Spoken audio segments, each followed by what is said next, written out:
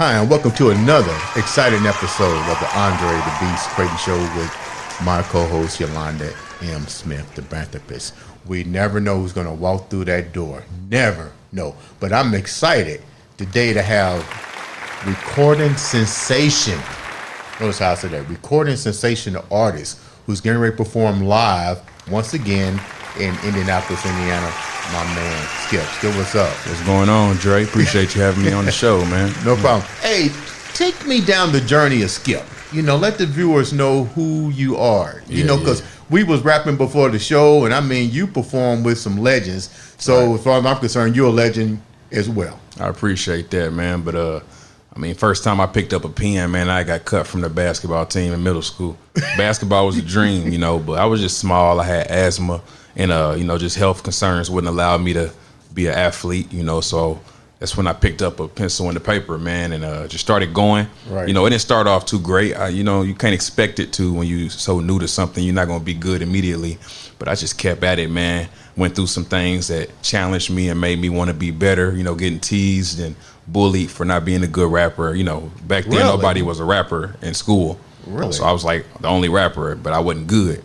But it just pushed me. How did you know you wasn't good? Did you let the peers tell you wasn't good, or the bullying stuff justify that? How did you justify that you wasn't good? Well, back then you couldn't tell me I wasn't decent. But hearing what I wrote back then, now I know I wasn't good. Okay. But that's okay. I don't think nobody's good on their first day on the job. You know what I mean? So I just kept going, man, and eventually those same people became fans in high school.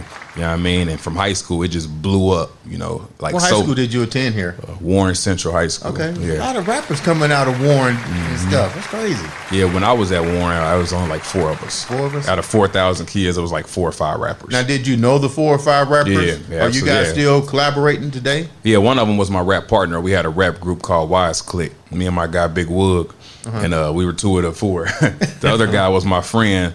But once we started building that momentum, he turned into an enemy. You know, he didn't want to be, he didn't like that he was getting outshined because he was known as the best rapper at first. Really? But then I got better and better, and I kind of surpassed him. Let's go back a minute. Hold that thought. He didn't take that lightly. What do you mean enemy? Like he just turned it into beef. You know what I mean? Really? Yeah, like battle rap was a big thing back then, you know. Right. And I just was like, hey, we should do a battle rap after school one day, you know, put it on YouTube, yada yada. And he just took that extremely offensive. He didn't like that. He looked at it as like I asked for him to go to war with me. Right. But I just wanted a friendly rap battle. You know, he was the best, and I just wanted to battle the best. You know. Did he battle you? He didn't battle me. Like I said, he took it the wrong way. He got offended, and you know, we made some disses back and forth. Right. You know, which I don't get down with nowadays. But back then, you know, it was punchline rap. Rap was battle rap. So explain to the viewers, because now it's a different ball game when you had that beef with rapping. And you say you mature, you don't do that crap no more. Why? Because doing it now first of all, it's not making you any money. Right. It was like a sport back then. Like battle rapping, it was like a sport. You just keep going back and forth until somebody win. But now it's like everybody's sensitive and everybody want to be the tough guy. And you diss somebody, now they want to dish your dead friends and everything, and now it's getting too deep, and now people dying. You know what I mean? Like, it just started getting more and more complex, and yeah, it's not what it used to be. It used to be, like I said, a sport, man, and it was kind of fun to just go back and forth with a person, and y'all could still be friends after. So, what were some of the other challenges that you faced, you know, through your journey? Because I think we had a lot of artists. I don't even want to call you guys rappers, because that was probably back in my day when they was using the word rapper. Right. Now you guys are definitely artists. You've taken a craft and you mastered it. But take me a little bit deeper down the journey of what it's like to go from, because we're going to talk about in a minute the artists that you perform with. But people need to understand this is a struggle journey. Yeah, for sure. I mean, I think what people don't realize is how much it costs to be a rapper. Say that again, because they need to hear that again. It costs a lot of money to be a rapper. Of course, you see the biggest rappers getting paid, but that's not how it starts. That's not how it is for the first 5 to 10 years. You got to invest. Like, what do you mean, like invest? What have you invested? Because people don't know. Yeah, you can't rap for free. If you want to make a song, you got to pay. If you want to put it out professionally published and copywritten, you got to pay. If you want a CD cover done, you got to pay. If you want to upload it to distribution, you got to pay. Everything costs. How much do you think from the time that you got educated? So let's not start with when you first started doing the sport, but when you got educated in the craft, how much money you think you've actually spent so far in your career? Because people don't understand. They say, "Oh, a couple of, $100." It wasn't a couple $100. Man, I wouldn't even dare keep count. It'd probably stress me out, man.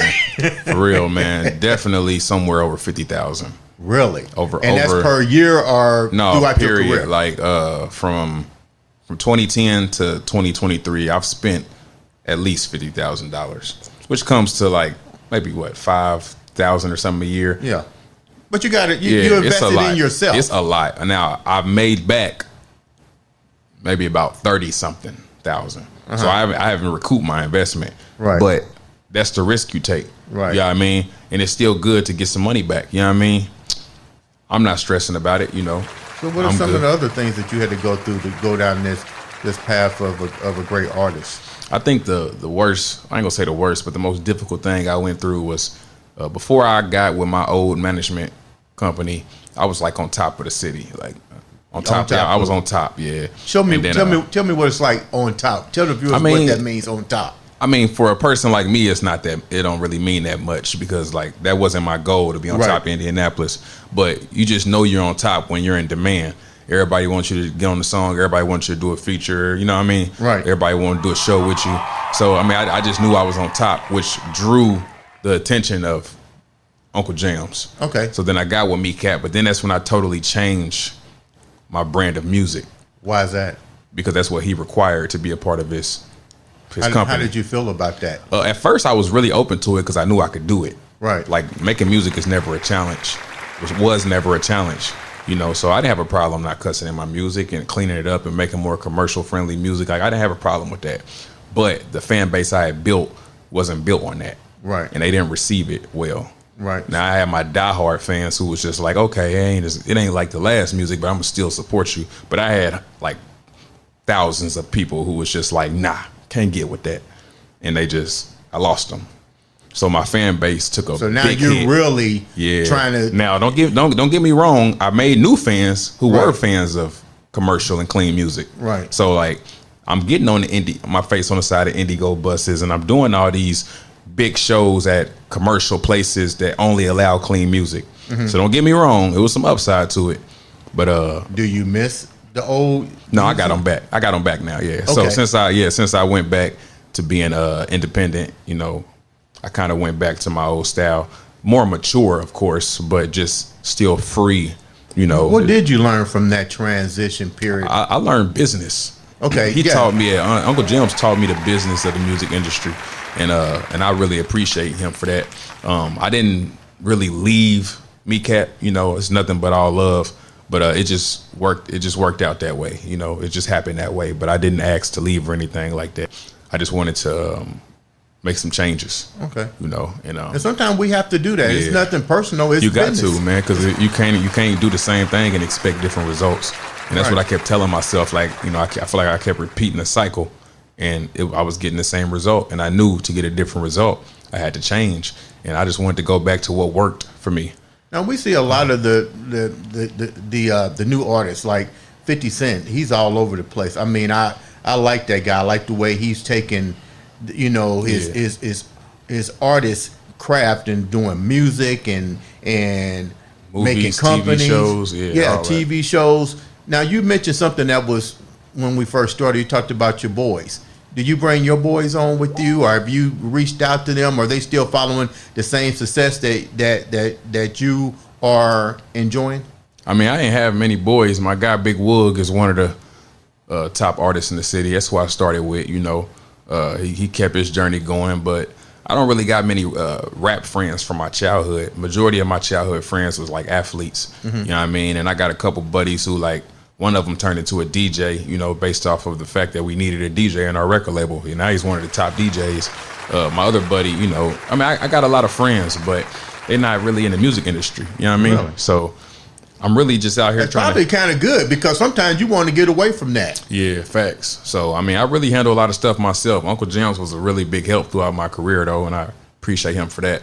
But What now, was one of the good things you learned from Uncle James? oh, one, it's hundreds of things I learned from Uncle Jams. You know what I mean? Like, many, many, many things. What's the one thing that you use every day? Not to be so emotional and, you know, not to take everything so personal. There's so many artists in the world, man, and you can't ever feel like you're just the one person that deserves everything and things are owed to you. No, Right. it's people in other cities better than me, work harder than me, you know. You don't hear a lot of people saying that either. Yeah, like just humility, man. Like I may have strengths and I may have upsides over people, but other people got strengths and upsides over me. You know what I mean? So you just gotta respect. You gotta respect the art, and you gotta understand you're not the only one out there. So you gotta do whatever it takes to stand out. And that's one thing he taught me. Like, look, if you leave me today, I can go find somebody just as good as you, somebody who worked just as hard as you. That probably had it's true. you probably had to go wild, you know. But Yeah, that is true. Yeah, when I was young, I was like, whatever, dude. Because I really, really, really work really, really hard, man. And my fans pump my head up. So I wasn't trying to hear that at that time. Right. But now that I've grown and I see what's really going on and how people are, how they have mastered social media. You know what I mean? Like, I just know that people have an upside over me, you know, because I'm not really big on social media. Like, I mean, I have a following, but I'm talking about, like, mentally, I'm not invested in that. I don't want to be on. Why is that? It's just too negative, and I don't want to be on it. You know, I do what I can. I do the minimum, Right. but I know what you can accomplish on there, and I wish that I had the will to, like, turn into a social media sensation, but I just don't have that desire, man. Like, I just know what comes with it, and I don't want to do it that way. Right. I would rather go the record label route. You know what I mean? So, you write your own music, your own beats? Yeah, for sure. Well, I don't make my own beats. I got many producers. I've made a few beats, but I Is it got hard many for you to producers. make beats? Is that when you're? Nah, it ain't hard. It just ain't my thing. It ain't something I really enjoy doing. But I mean, every once in a while, I got a few songs where I made the beat.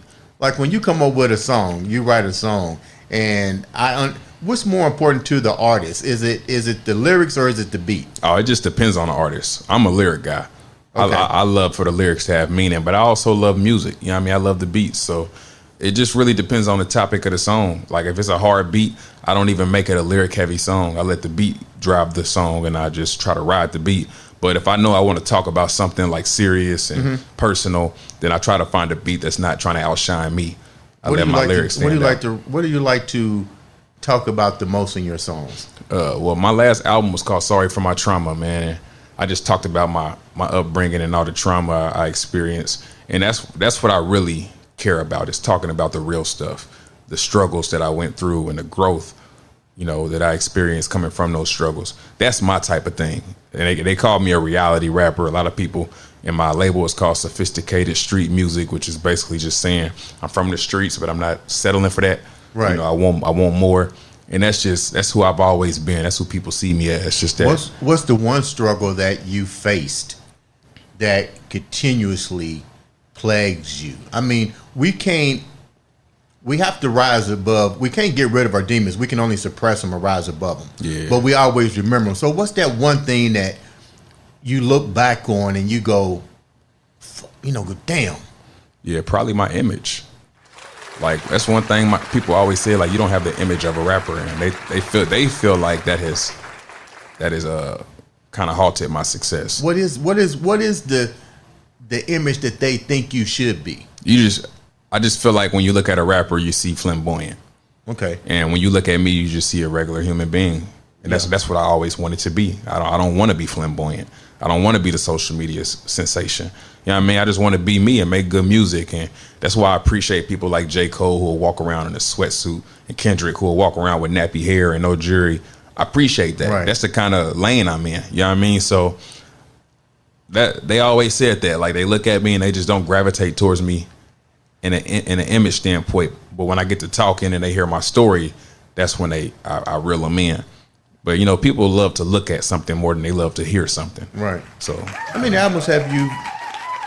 Let me rephrase that because I just got educated. It's not called albums anymore.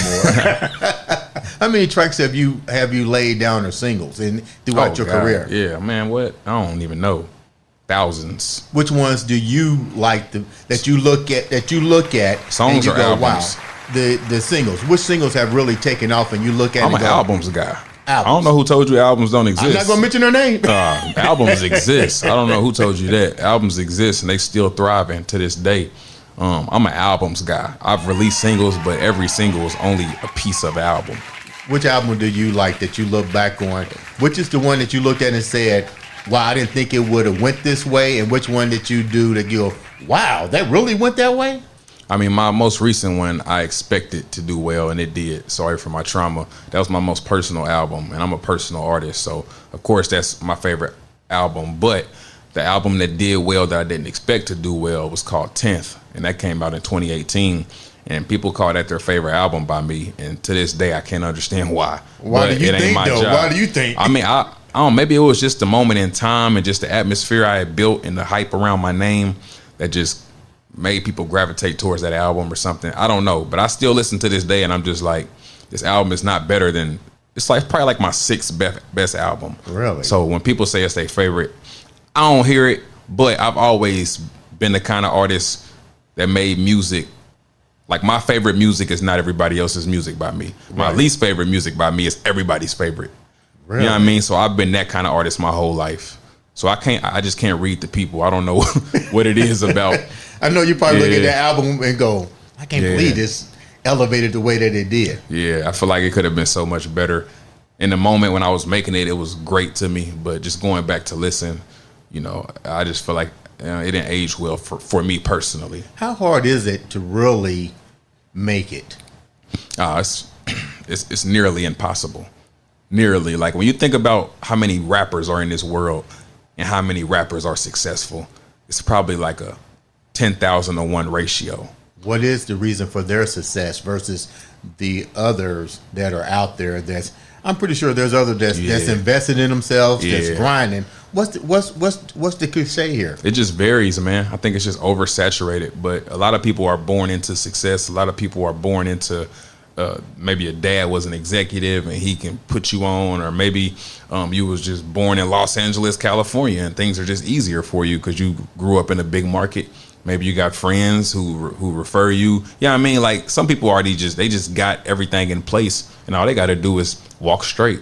Mm-hmm. But for people like Indianapolis, Indiana, a rapper, it's going to be nearly impossible for a rapper to make it from here. You got to move. How did you make it? I don't feel like I made it. I feel like I've done great for myself, but I don't feel like I've made it.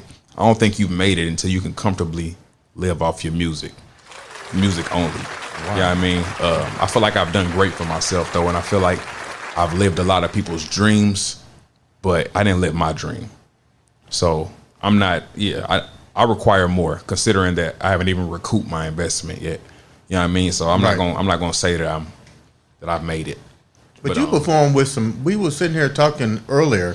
You perform with some remarkable talent. Tell the viewers some of the people that you perform with, and then we're gonna keep talking. Yeah, I've done shows with DMX, Mystical, Too Short, Yo Gotti, DJ Quick, Flowetry, Babyface, Anthony Hamilton.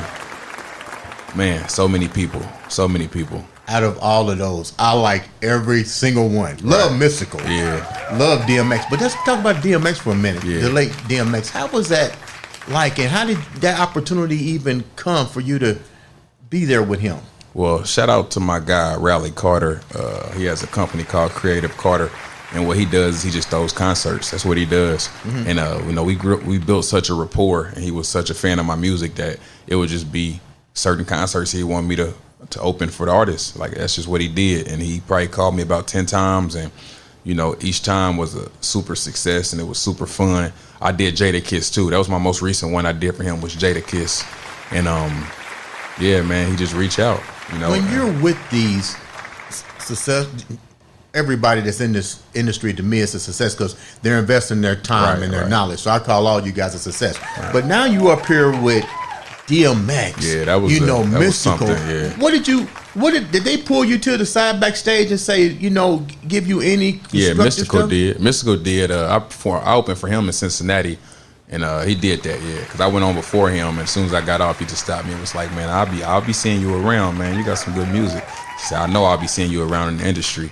And then DMX, man, like he was kind of scatterbrained. Like, what do you mean scatterbrained? Like he had a lot going on. Like he was just walking up to random people and just praying for them and stuff like that. Like he was like really active. He just wouldn't sit still. So I didn't really have much of a chance to connect with him like I wanted to, because he was a busybody, man. Really? And I mean, some of the artists I didn't get to speak to at all. You know, some people were just not open to that. You know what I mean? How did that make you feel? Like, it don't make me feel no kind of way. I came Really? to get a check and perform and get some new fans. I ain't really thinking about what another artist, you know, got going on and if he want to talk to me or not. I'm not thinking about that. I came here to do a job, and I just come to do my job and go home, man. But I appreciate the artists who have actually gone out their way, like DJ Quick. Let my mom come backstage, and my mama loves DJ Quick. Who doesn't? Yeah, he let her come backstage, and they had a conversation, gave us a drink, you know, stuff like that is really appreciated. Anthony Hamilton was really cool. Too Short was cool, you know. So I'm just appreciative for the opportunities, and I just try to do my best to capitalize. You're getting ready to perform here in Marion County Fair. Yeah. How can the people come out and support you? Yeah, you just get a fair ticket, man. I perform June 30th at 7 p.m. Marion County Fair. It's kind of like on the southeast side. All you got to do is get a fair ticket and find the stage. And then how can the viewers contact you or listen to your music? What platforms are you on? Yeah, I'm available everywhere. You just search for SKYPP, Skypp, SKYPP. If you Google that, Instagram it, YouTube it, whatever. I'm the only one that's in the music industry called SKYPP, so you'll find me. Tell me, who were your influencers? Yeah, Tupac was number one, always. Why is that? I just love the passion and the passion that he rapped with, you know, just soul, so much soul and rap. I didn't really hear soulful rap before him, for me, as far as when my mom played around me. She, you know, my stepdad played a lot of mystical. My mom played a lot of Dr. Dre, you know, a lot of West Coast. But those were like energy-driven songs. And then when I finally heard, when she played some Tupac, I'm just like, oh man, this is much different than what was the one Tupac song that you remember that you still go, wow? Probably Brenda's Got a Baby. You know what? We thinking the same thing. That's the first time I heard it. I was like, man, that's deep. How you put that together? That's hard. Brenda's Got a Baby, Dear Mama, Me Against the World. You know, just those type of songs. Man, that's what drove me to want to be a rapper. Like, I want to make this kind of music. You know what I mean? And Tupac. And as the years went on, you know, I start listening to like J. Cole and Pimp C. You know, just people who had that soul, man, just that uniqueness about them. They didn't sound like nobody else. What's the difference in the industry? I talked to a couple of other artists. Is there really a difference with the Miami area with the Rick Ross blowing up, the Atlanta area? Why can't the Midwest shine? Well, the Midwest is shining. Indianapolis just ain't. Detroit is doing their thing. Memphis is doing their thing. Even Louisville is doing their thing right now. Yeah, they got Jack Harlow. They got ESTG. They got an R&B singer. I can't remember he's big time, but I can't remember who exactly it was. Everybody is doing their thing. Cleveland had a run. St. Louis had a run.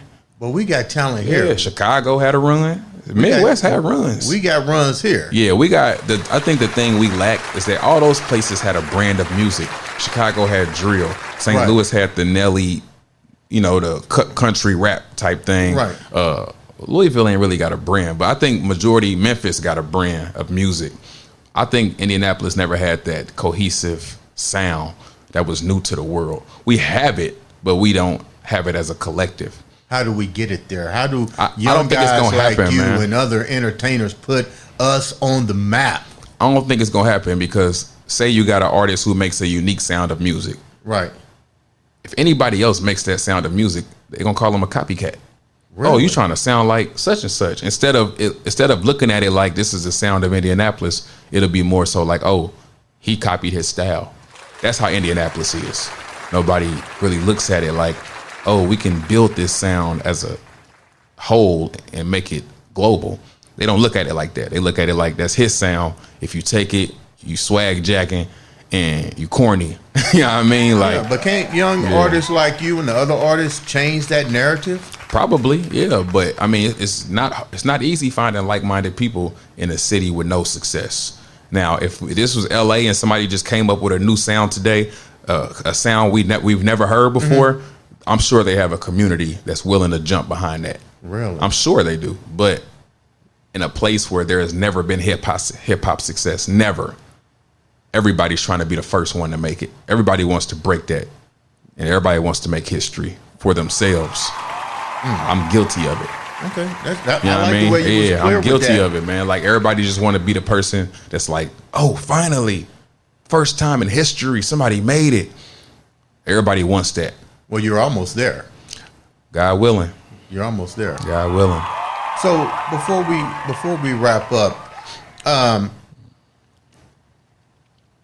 leave the viewers with something. No, let me do this before we wrap up.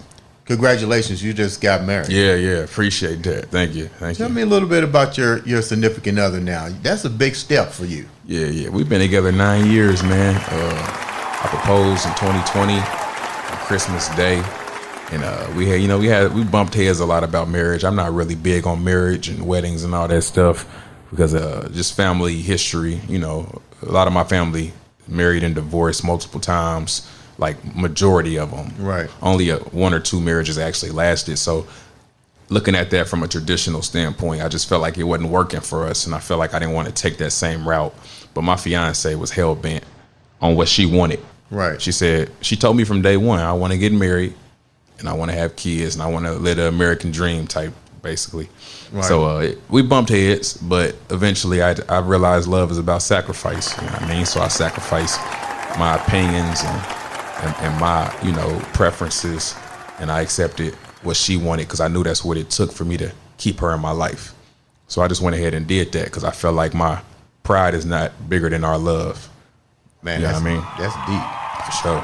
2 parts before we end. Leave the viewers first with a little taste of your new album. Give me a blow real quick. What you want, like a verse or something? Yeah, throw something out there for Let's them. see. I used to watch my mama drink her anger out, overwhelmed by the struggle, relieving stress. Uncle took our toys and bikes from the house.